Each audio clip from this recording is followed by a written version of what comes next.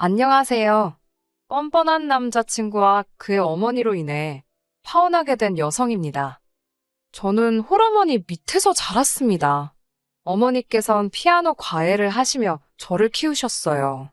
아버지는 제가 10살 때 사고로 돌아가셨거든요.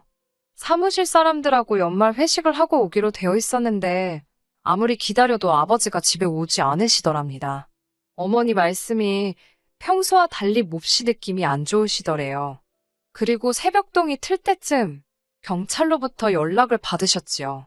남편이 교통사고가 나서 지금 병원에 있는데 상황이 좋지 않으니 빨리 오라고요. 어머니는 그때도 설마 그게 마지막일 거라곤 생각하지 못하셨답니다. 그래서 절 데려가지 않으셨대요. 하지만 아버지는 결국 일어나지 못하셨고요. 운전자 말에 의하면 술에 취한 아버지가 도로가에 누워 있었답니다. 게다가 실제로 아버지와 같이 일하던 몇몇 직원들이 아버지가 맥주를 드시는 걸 봤다고 증언하면서 상황은 운전자에게 유리해졌지요. 무엇보다 벌써 20년도 넘은 이야기입니다. 그때는 지금처럼 시스템이 잘 갖춰져 있지 않았기 때문에 정확히 어떻게 된 상황인지 알기가 어려웠어요. 상황이 억울했지만 어머니 말씀이 거기에만 매달려 있을 수가 없으셨답니다. 갑자기 아버지가 돌아가셨으니 먹고 사는 걱정이 더 컸다고요. 결국 어머니께선 피아노 과외를 그만두셨고 외할아버지의 도움으로 작은 호프집을 여셨습니다. 재산이 꽤 있으셨던 외조부모님께선 둘째 딸인 어머니를 불쌍히 여겨 어떻게든 도움을 주시려고 했대요. 하지만 이 사실을 눈치챈 이모와 삼촌들이 난리가 났었다네요. 남편 죽은 게 자랑이냐고 재산을 거기다 몰아줄 생각을 하느냐고요. 그랬다간 당신들은 연을 끊겠다고 협박까지 하고 들었으니 외할머니와 외할아버지도 어떻게 달리 방법이 없으셨겠지요. 그나마 두 분이 이모와 삼촌들을 어르고 달래서 어머니께 호프집이라도 해주실 수 있었다고 들었습니다. 그렇다 보니 제가 외가 친척들에게 기댄다는 건 상상하기 어려운 일이었지요. 잘할 수 있을까라는 우려와 달리 호프집은 문전성시를 잃었습니다.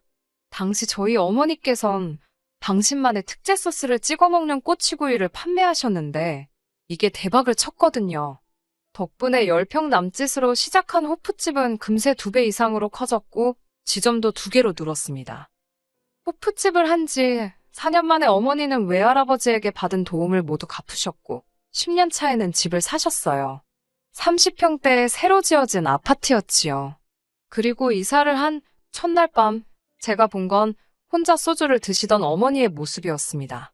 훌쩍훌쩍 아버지 사진이 든 액자를 앞에 세워두고 혼자 말없이 소주만 들이키셨지요.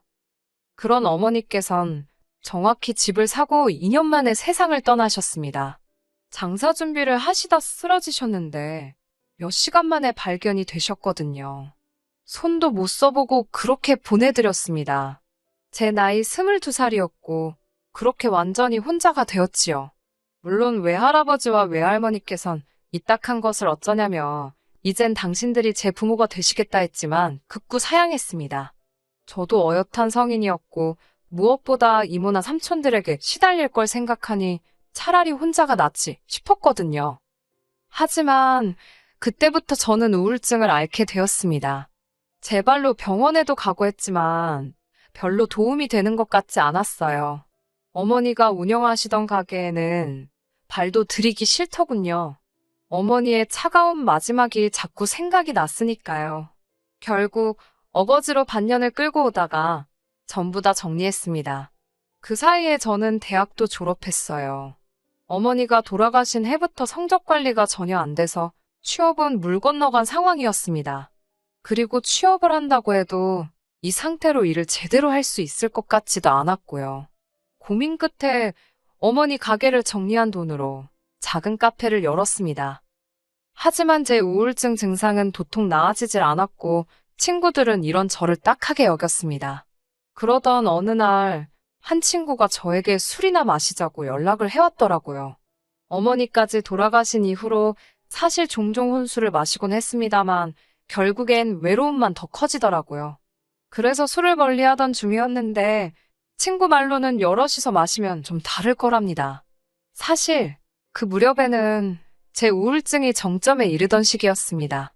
어떻게든 혼자 있는 시간을 피하려고 노력하던 때였지요. 그래서 나가게 된 자리였습니다. 저를 포함한 5명이 있었는데 그중 유난히 한 사람이 저에게 관심을 표현했습니다. 지금의 제 남자친구였어요. 남자친구는 저보다 8살이 많았고 그래서인지 또래들과 달리 어른스러운 사람 같았네요. 술자리 이후로 2~3번 더 만나면서 데이트를 하게 되었고 한동안 느끼지 못했던 즐거움이라던가 행복함을 잠깐씩이나마 느낄 수 있었어요. 술자리를 주선했던 친구도 좋은 집안에 능력 있는 오빠라며 잘 만나보라고 저를 부추겼습니다.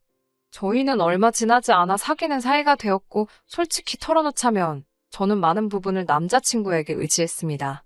남자친구의 부모님은 2분 다 교육자셨고 남자친구는 중견기업 인사팀에 근무하고 있었어요.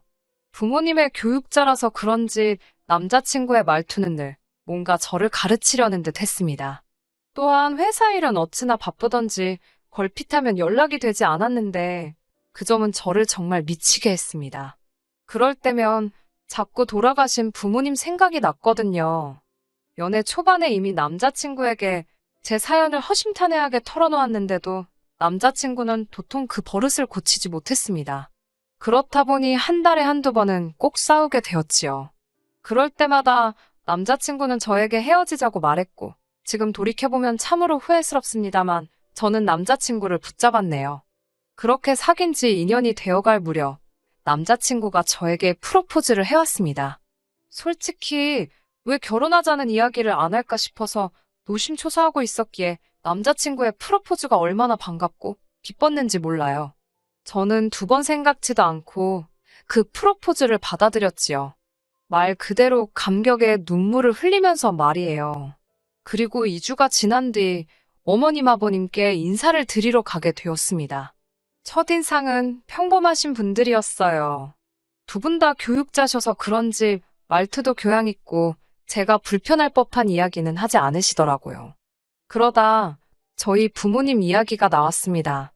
저는 솔직히 당연히 알고 계실 줄 알았는데 2분 다 표정이 전혀 모르시는 눈치더라고요.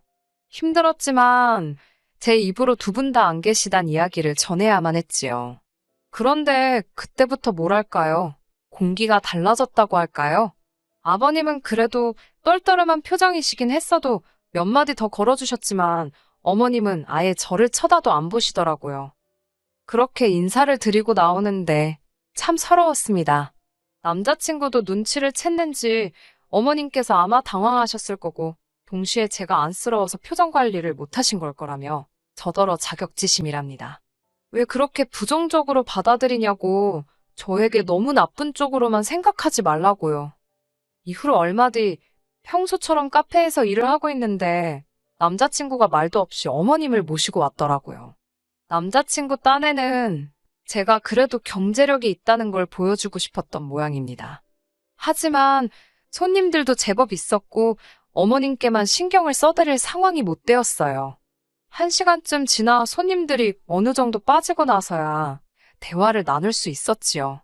어머님께서 장사는 잘 되냐고 물어보시면서 저희 어머니가 돌아가실 때 제 앞으로 뭐 남겨놓으신 재산 같은 건 없냐고 단도직입적으로 물어보시더라고요.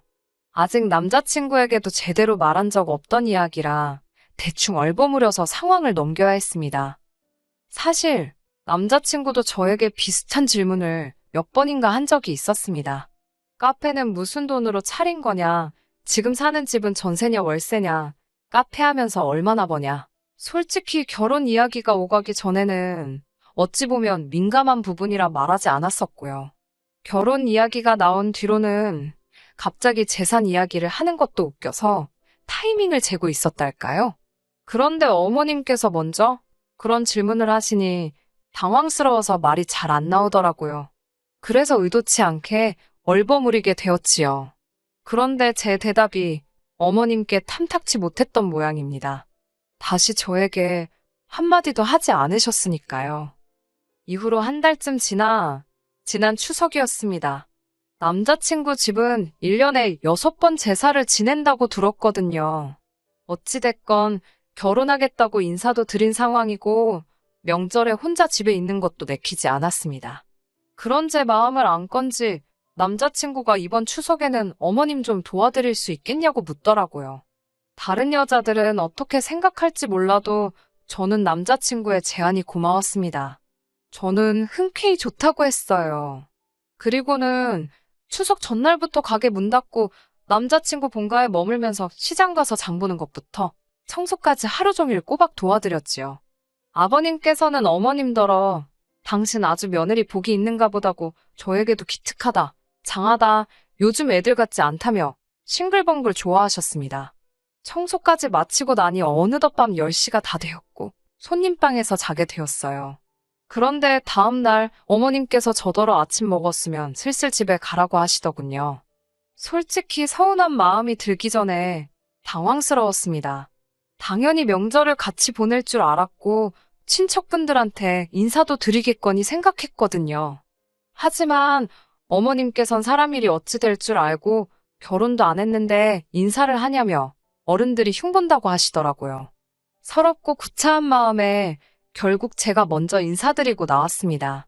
남자친구도 따라 나오지는 않고 현관 앞에서 조심히 가라고 하더라고요. 남자친구의 입장을 이해 못하는 것도 아니었고 어머님의 말씀도 무슨 의미인지 알아는 들었지만 참 서글펐네요. 게다가 생각지도 못한 문제가 또 저를 기다리고 있었습니다. 그건 바로 남자친구의 재정 상황이었어요. 나이도 저보다 8살이나 많았고 성실하게 직장 생활을 하고 있었으니 당연히 어느 정도 모아둔 돈도 있을 거라고 짐작했지요. 하지만 남자친구 말이 저와 만나는 동안 여기저기 투자를 하면서 생각지 못한 손해를 많이 봤답니다. 저를 행복하게 해주려다 그랬다나요? 어이가 없어서 정확히 그래서 얼마가 남았냐 물으니 4천만 원이 전부라 했습니다. 제가 실망한 표정을 감추지 못하자 너는 얼마나 모았냐고 속물이냐면서 표정이 그게 뭐냐고 짜증을 내더라고요. 어찌됐건 남자친구가 결혼 상대였으니 계속 숨기기도 그래서 저는 고민 끝에 제 앞으로 아파트가 있다고 말했습니다. 어머니가 떠나신 이후로 계속 빈집 상태로 있던 곳이지요. 곳곳에 어머니와의 추억이 깃든 그 큰 집에서 혼자 있자니 부모님 생각도 너무 많이 나고 그럴수록 점점 더 우울해지더라고요.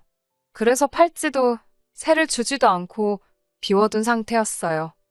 하지만 결혼을 앞둔 마당에 더는 숨기면 안 되겠다 싶었습니다.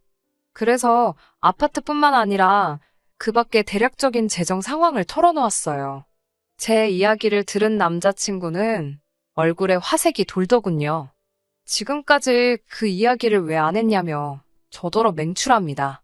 저는 혹시나 남자친구가 쓸데없는 생각이라도 할까 싶어 미리 그 아파트는 팔지 않을 거라고 확실히 못을 박았어요. 정리할 생각도 없고 마음의 준비도 안 되었다고요. 남자친구는 누가 언제 그 아파트 팔자고 했냐며 걱정 말라 했고요. 그리고 며칠 뒤, 그러니까 지금으로부터 2주 전, 주말에 있었던 일이에요. 카페 휴일이라 모처럼 집에서 쉬고 있는데 남자친구가 전화를 걸어왔어요. 어머님께서 병원 진료 때문에 서울에 올라오셨는데 저더러 좀 태우러 와달라더군요. 전화기 너머로 들으니 어머님이 바로 옆에 계신 것 같아서 싫다 소리를 못했지요. 그렇게 어머님과 남자친구가 있는 병원으로 차를 끌고 갔습니다. 두 사람을 태우고 어디로 갈 거냐 물으니 어머님께선 갑자기 제가 물려받았다는 그 아파트에 한번 가보자입니다. 떨떠름하기도 했고 일단 점심은 어쩌시냐고 물으니 아파트만 봐도 배가 부를 것 같다면서 아파트로 가라셨습니다. 어머님께선 전과 달리 저에게 계속 말을 거셨습니다. 이런저런 질문도 하셨고 그러다 물려받은 재산이 얼마나 되는지 물어보시더라고요.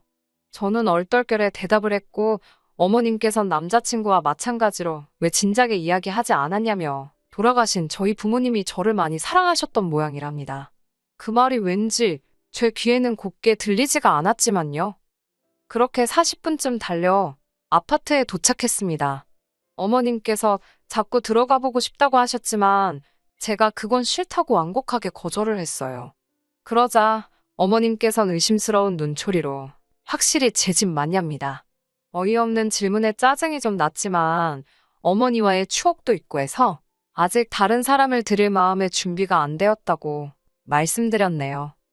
그러자 어머님께선 어차피 곧 우리 다 이 집에 들어와서 살 건데 아직도 그래서 어떡하냐입니다. 제가 당황스러워서 무슨 말씀이냐고 되물으려는데 남자친구가 제 말을 막으려는 듯 다른 주제를 꺼내더라고요.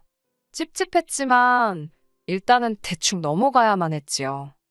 그리고 비로소 그 다음날이 되어서야 남자친구와 이야기를 나눌 수 있었습니다. 남자친구가 전화를 받자마자 제가 어제 그게 다 무슨 소리냐고 물었어요. 다 들어와서 산다는 건 무슨 소리며 내시라니?